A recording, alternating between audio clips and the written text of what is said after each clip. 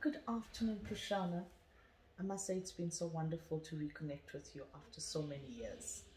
And we met some time ago. We did some work around the work on intuition and what impact that can have on an individual. And now we're seeing an evolution of that type of work happening amongst people.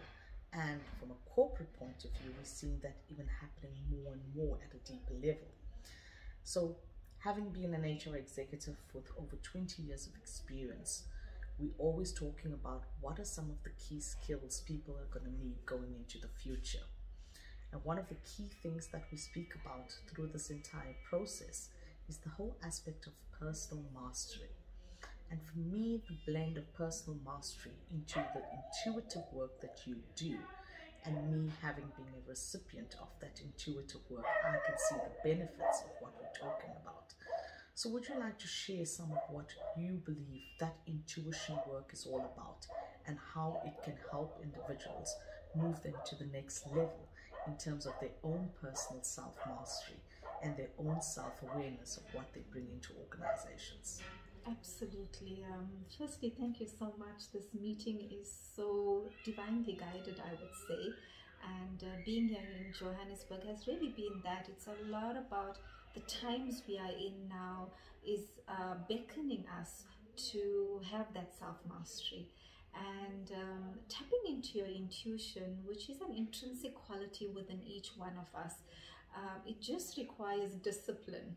Taking that time to say me first, and then everything flows from there. And you find a lot of the times, and you might find it with your employees as well, that there's limiting belief patterns that actually sabotages our process and progress going forward. Oh, absolutely. I think, for me, one of the most profound aspects of us working together has been the whole aspect of the meditative work and that self-reflection that happens with that. Do you want to expand a little bit about it in terms of the benefits of how you go into meditation and self-reflection? Oh, that is such a touching aspect, and for me it's been the pivotal change in my life. And what you find is that word meditation actually means to think. And it's when you're in quiet time, you can then observe what you are thinking and stop it, because we have an intellect that when used in the right way can bring forth that change. And so coming back to your question, it would be the first step is to address and say to yourself, I need this me time. And that me time is to check and change my thoughts and observe it, because you cannot push your thoughts away. You cannot force the change, but to become quiet and reflect and ask yourself, do I need those thoughts? Are those thoughts benefiting me? And then change it. And we have the intellect to change the thought. No, absolutely. And I think in this particular space in time where we are at the moment, a few years ago before Corona, we spoke about the VUCA environment, the volatility, the uncertainty, the ambiguity that we were dealing with. And now that whole environment is further compounded with the coronavirus.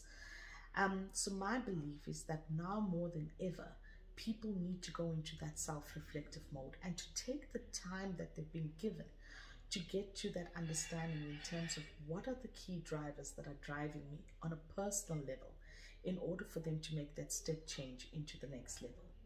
What are your views on that? It's exactly what you said, and if I can just share some practical tools, because sometimes we know it, but it's a bit challenging to step into it.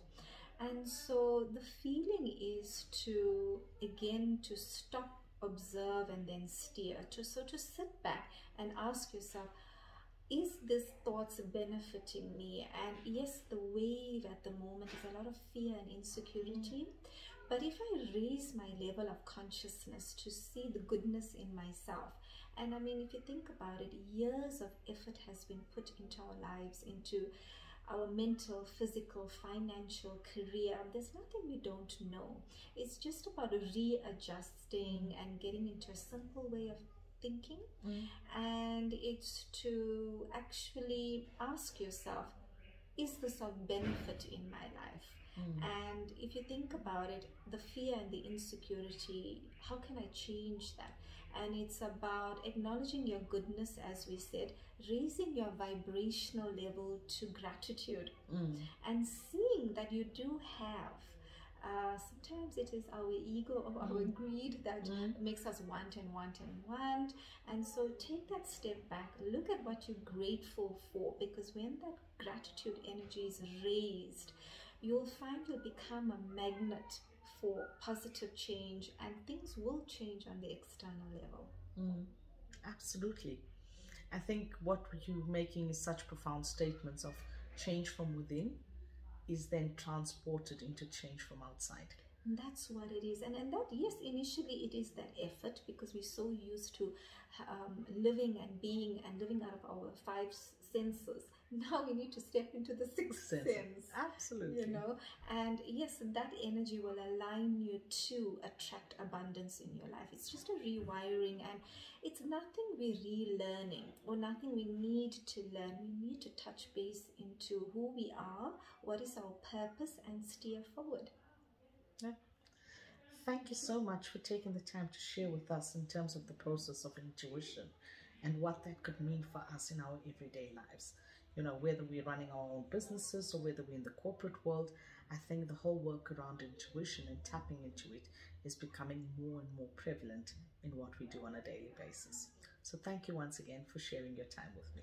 Thank you, Sharmila. Thank you. It's been so wonderful reconnecting, and I look forward to future sessions and future empowerment processes going forward.